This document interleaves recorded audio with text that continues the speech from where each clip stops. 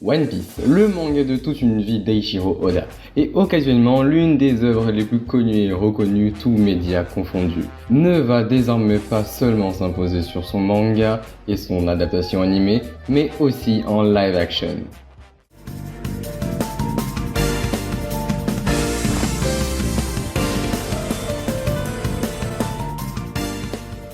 Bonjour fans de One Piece ou non, aujourd'hui on se retrouve pour enfin parler de ce pilier du manga avec sa future et première série live. Nous sommes à la fin de ce fabuleux manga, dans son dernier arc, c'est donc alors que Red Culture va enfin parler de son manga préféré, avec d'autres vidéos plus conséquentes qui arriveront plus tard. Rentrons directement dans le vif du sujet avec cette petite breaking news qui suit le Geek Week édition 2022 de Netflix en juin, où nous avons pu avoir de nouvelles informations sur la future série live.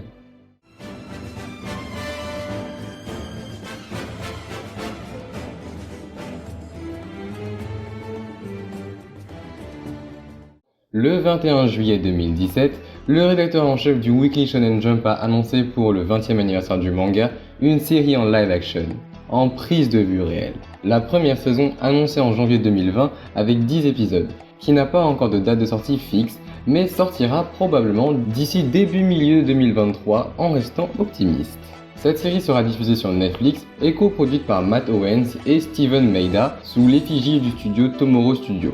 Ce qui n'est à notre grande dame pas vraiment bon signe vu leur précédent projet en live action adaptant le manga Cowboy Bebop, sorti sur la même plateforme qui finira par être un échec total, annulé dès la première saison. Mais pour se rassurer, précisons que la série sera produite avec l'appui de l'auteur Eiichiro Oda, ce qui est, sans nous le cacher, de très bon augure. La présence de l'auteur permettra de retranscrire avec plus de fidélité les dynamiques principales et essentielles du manga. Et ce même si l'on pourrait se confronter à de nombreuses différences avec le matériau d'origine sur le projet final.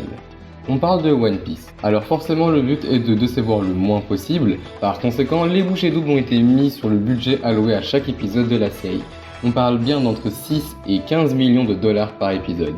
Oui, par épisode.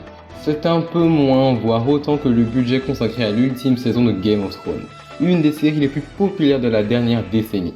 On va d'ailleurs faire une vidéo juste après celle-ci sur les spin-offs de Game of Thrones, en n'oubliant pas House of the Dragon, qu'on vous invite à regarder sur la chaîne, surtout si vous aimez les lores gargantuesques. Petite pub finie. Et ça envoie du lourd. Cependant, depuis peu, selon le producteur de la série, Richard Bridgeland, le coût de production de cette série serait comparable à celui d'un gros film Marvel. La série aurait largement dépassé son budget, entre 20 et 30 millions de dollars par épisode. Ce fait nous montre que cette série, qu'elle soit un flop ou pas, est un projet très ambitieux. Ensuite, notons d'ailleurs que la série est maintenant en tournage à Cape Town en Afrique du Sud depuis le 31 janvier dernier. La production avance très bien et plusieurs images de tournage nous ont permis de voir à quoi ressemblent les différents décors de la série, dont les différents villages de la mer d'East Blue et la grande ville de Locktown. Tous ces lieux étant des étapes par lesquelles passeront l'équipage de Luffy durant leurs aventures. Depuis le Geek Week, la série nous dévoile notamment dans une petite vidéo plusieurs concept art de navires emblématiques de One Piece, tels que le Miss Love Duck de la première femme que rencontre notre héros sur la mer d'East Blue, celui d'Alvida, mais se concentre surtout sur le Baratie. Elle nous montre son concept art avec toute une partie sur sa création en live avant de nous le présenter complet dans la future série. Et il claque sa race. Bien évidemment, nous avions déjà eu la présentation de navires plus importants que ceux-ci, avec le Red Force du grand Shanks le Roux et le Going Merry de nos Mugiwara. Une proue effrayante.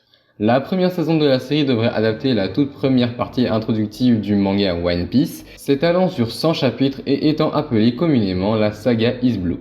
De plus, le premier épisode de la série a été annoncé comme adaptant l'arc Romance Down, le tout premier du manga. Le titre de l'épisode est d'ailleurs éponyme à celui de l'arc narratif. One Piece étant divisé en plusieurs sagas, on peut s'attendre sur le long terme à ce que la prochaine saison adapte la deuxième saga du manga, Alabasta, et la troisième saison, Skypiea, et ainsi de suite. Mais encore une fois, c'est sur le long terme et rien ne sera probablement décidé avant de voir les retours sur la première saison.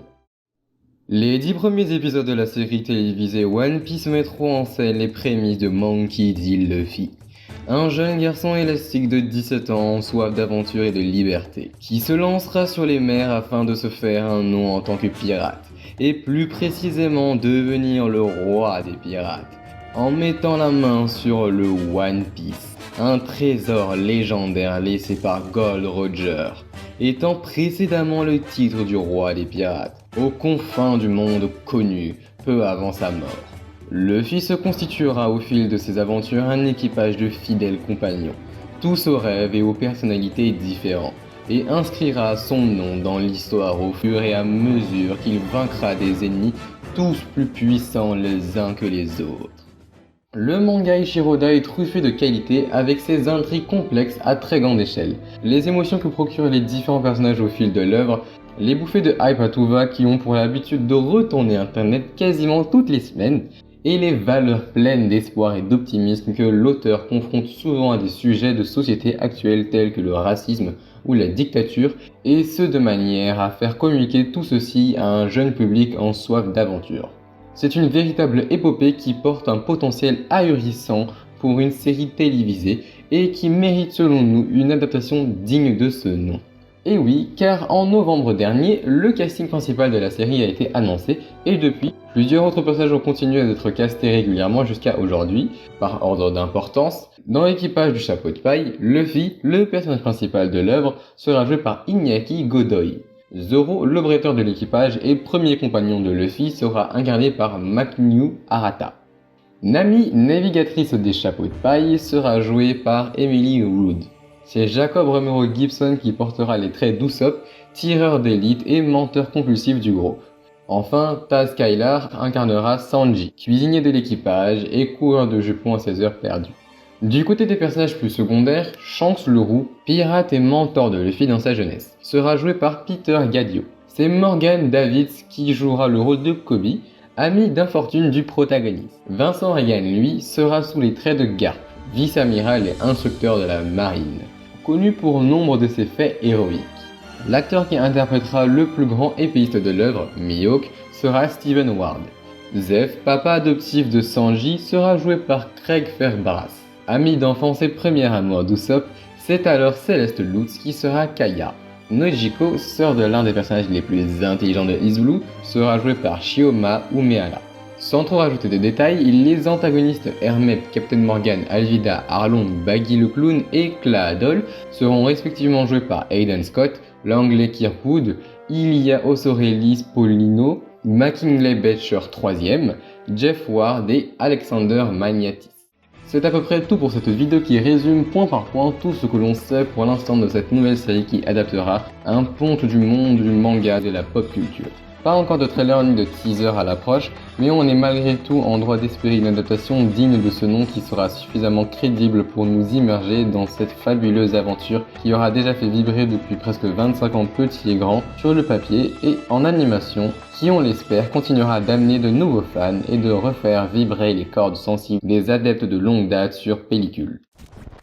Et voilà tout pour cette petite breaking news. Notre avis sur cette série serait qu'une série live action sur One Piece a été à une époque inimaginable et culottée car c'est pas l'un des mangas les plus faciles à adapter. Mais si c'est assez dur de s'immerger et voir comment One Piece pourrait paraître en live action, nous sommes plus mesurés que certains vis-à-vis de cette série. N'oublions pas que c'est une adaptation occidentale et non japonaise, donc non, ce n'est pas un nouvel anime qui retrace presque à la ligne près l'œuvre originale. Il y aura des changements, surtout avec une saga en 10 épisodes. Alors comme dit précédemment, elle est chapeautée par Oda lui-même avec un budget pharaonique, donc espérons un chef-d'œuvre ou non, ou du moins une adaptation qualitative. Comme vous avez pu le voir, on avait dit qu'on allait ralentir sur les grosses vidéos après le planning de la phase 4 et les actus, et voilà. Surtout pour cette vidéo One Piece qu'on voulait faire depuis longtemps. Prochainement, c'est bien la vidéo sur les spin-offs de God qui arrivera pour réchauffer encore plus cet été. Et puis, dans un futur lointain, si vous vous en souvenez pour certains, les vidéos consacrées à retracer les sagas de One Piece arriveront. Sur ce, salut et vive la pop culture!